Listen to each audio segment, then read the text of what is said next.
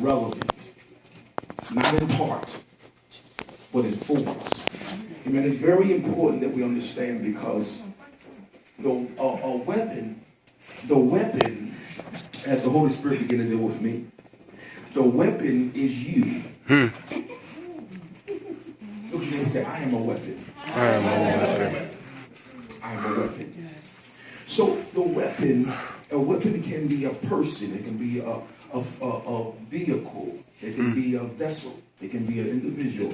Amen. And a weapon can be in the form of words. Yes. It can be a form of relevancy as far as within speech. Could be a weapon. Someone can speak against someone. Yes. And the Bible talks about the tongue, yes, and how it's very deadly. Amen. And certain things that we speak out of our mouths is very imperative that we understand mature sense of how to handle what we have. The fact of the matter is, what do you have? And the fact of the matter is, if you know what you have, how come you're not reading the manual correctly? Go ahead. Are you handling your stuff right? It's very important to understand, because a weapon can be faith. Yes. You can use this as a concept in which you can be able to go in your life, and God knows that these particular vehicles is very important. And so we do not exercise ourselves like we should.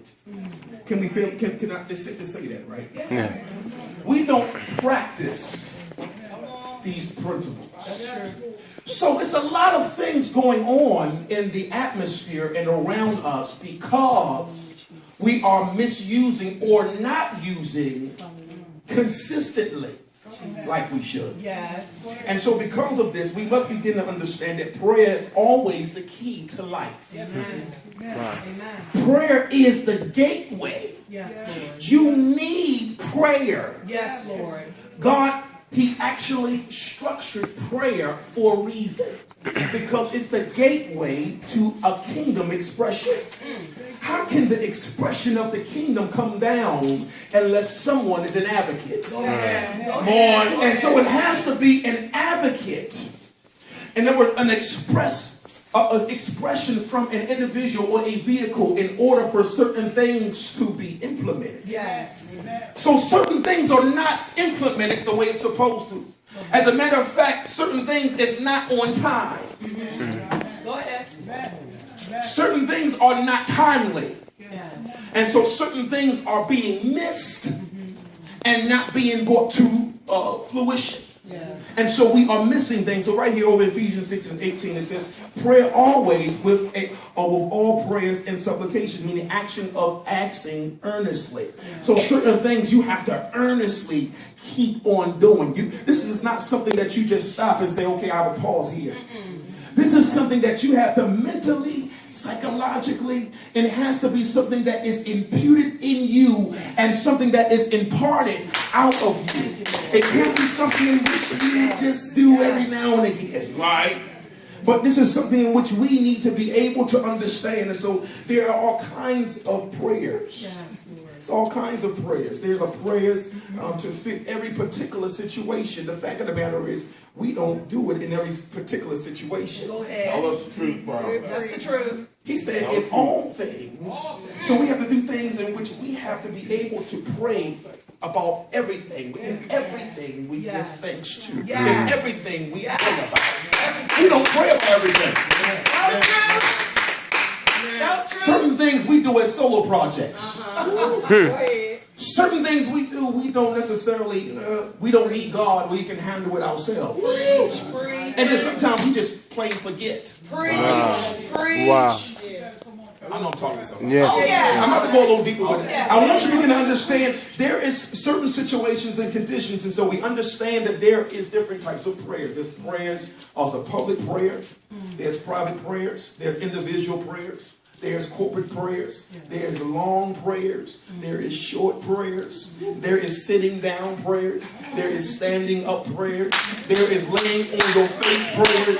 There is while I'm walking prayers. Come on, somebody. There's prayers of faith. There's prayers of petition. There's prayers of intercession. There's prayers of submission. There's prayers of repentance.